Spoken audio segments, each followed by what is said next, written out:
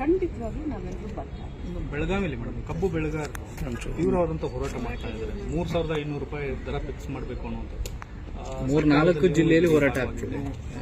ನೋಡಿ, ನಾನು ತಮ್ಮ ಮುಖಾಂತರ ರೈತರಿಗೆ ಹೇಳಕ್ಕೆ ನಾವು ಕೂಡ ರೈತರು. ಈಗ ಶುಗರ್ ಫ್ಯಾಕ್ಟ್ರಿಯನ್ನು ಹಾಕಿದ ತಕ್ಷಣ ನಮಗೆ ರೈತರ ಸಂಕಷ್ಟ ಗೊತ್ತಾಗೋದಿಲ್ಲ ಅಂತಂದರೆ ಅದು ತಪ್ಪು. ನಾನು ಇಷ್ಟೇ ಹೇಳ್ತೀನಿ, ವಿನ್ ವಿನ್ ಸಿಚುವೇಶನ್ಲಿ ರೈತರಿಗೂ ಅನ್ಯಾಯ ಆಗಬಾರ್ದು, ಶುಗರ್ ಫ್ಯಾಕ್ಟ್ರಿ ಓನರ್ಗಳಿಗೂ ಅನ್ಯಾಯ ಆಗಬಾರ್ದು.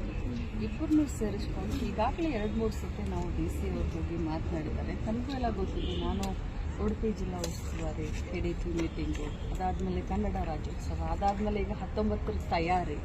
ಸೊ ಅಲ್ಲಿ ನಿರಂತರವಾಗಿ ನನ್ನ ತಮ್ಮ ಮತ್ತು ಮಗ ಅವರ ಸಂಪರ್ಕದಲ್ಲಿದ್ದಾರೆ. ಜಿಲ್ಲಾ ಉಸ್ತುವಾರಿ ಸಚಿವರು ಮಾತನಾಡ್ತಾ ಇದ್ದಾರೆ. ಆದರೆ ಒಂದು ಮಾತನ್ನ ಹೇಳಲಿಕ್ಕೆ ಬಯಸ್ತೇನೆ, ಯಾರಿಗೂ ಅನ್ಯಾಯ ಆಗಲಿಕ್ಕೆ ನಾವು ಬಿಡೋದಿಲ್ಲ. ರೈತರನ್ನ ಮತ್ತು ಶುಗರ್ ಫ್ಯಾಕ್ಟ್ರಿ ಓನರ್ಗಳನ್ನ ಒಳಗೊಂಡು ಮಾತುಕತೆ ಮಾಡೋದ್ರ ಮುಖಾಂತರ ಬದಲಾವಣೆ. ಆ ದರದ ಬಗ್ಗೆ ಅಂದ್ರೆ ಯಾಕೆ ರೀಚ್ ಆಗುತ್ತೆ? ನಾನೀಗ ಏನಾದರೂ ಅದನ್ನ ಮಾತಾಡಕ್ ಹೋದ್ರೆ ಅದು ಬೇರೆ ರೀತಿ ಆಗುತ್ತೆ. ರೈತರ ಭಾವನೆಗೆ ಧಕ್ಕೆ ಆಗಬಾರ್ದು ಅನ್ನೋ ನನ್ನ ಇಂಟೆನ್ಷನ್ ಇರೋದ್ರಿಂದ ಈ ಸಂದರ್ಭದಲ್ಲಿ ನಾನು ಏನು ಮಾತನಾಡ್ತೀನಿ. ಮೇಡಮ್, ಇವತ್ತು ವಿಜಯೇಂದ್ರ ಎಲ್ಲ ಹೋಗಿದ್ದಾರೆ ಹೋರಾಟಕ್ಕೆ, ಪ್ರತಿಭಟನೆ. ಖಂಡಿತವಾಗ್ಲೂ ಹೋಗ್ಲಿ. ಈ ರೈತರ ಹೋರಾಟದಲ್ಲಿ ಎಲ್ಲರೂ ಭಾಗಿಯಾಗಿ, ರಾಜಕಾರಣವನ್ನು ಬಿಟ್ಟು ರಾಜಕಾರಣ ಮಾಡ್ತೀನಿ ಅಂತ ಭಾಗಿಯಾಗುತ್ತೆ. ಯಾಕಂದ್ರೆ BJPಯವರ ರೈತರ ಪರವಾದಂಥ ಕಾಳಜಿ ನಮಗೆ ನಿಮಗೆಲ್ಲರಿಗೂ ಗೊತ್ತು. ಕೇಂದ್ರದಲ್ಲಿ ನರೇಂದ್ರ ಮೋದಿ ಅವರ ಸರ್ಕಾರ ರೈತರ ಹೋರಾಟವನ್ನು ಹತ್ತಿತ್ತು, ಏನೆಲ್ಲ ಮಾಡಿದ್ರು, ಎಷ್ಟು ಜನ ತೀರ್ಕೊಂಡ್ರು, ಅದೆಲ್ಲ ತಮ್ಮೆಲ್ಲರ ಎದುರುಗಡೆ ಇದೆ.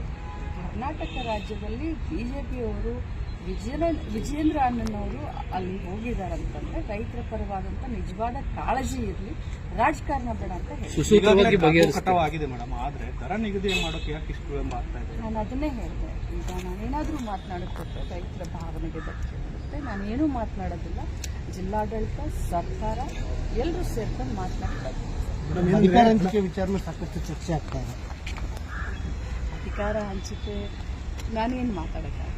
DCM DK ಶಿವಕುಮಾರ್ ಅವರು ಸಿಎಂ ಆಗಬೇಕು, ಸಿದ್ದರಾಮಯ್ಯನವರು ಮುಂದುವರಿಬೇಕಂತ ಆ ಮಟ್ಟಕ್ಕೆ ಮಾತನಾಡುವಂತ ಇದರಲ್ಲೂ ಇಲ್ಲ. ನಾನು ಇದೇನೇ ಇದ್ರು ಹೈಕಮಾಂಡ್, ರಾಹುಲ್ ಗಾಂಧಿ ಅವರು, ಖರ್ಗೆ ಸಾಹೇಬರು, ಸೋನಿಯಾ ಗಾಂಧಿ ಸಾಹೇಬರು, ಅವರೆಲ್ಲ ಅವ್ರ ಹಂತದಲ್ಲಿ ಕೇಳುವಂತ ವಿಚಾರ, ಮಾತನಾಡುವಂತ ವಿಚಾರ.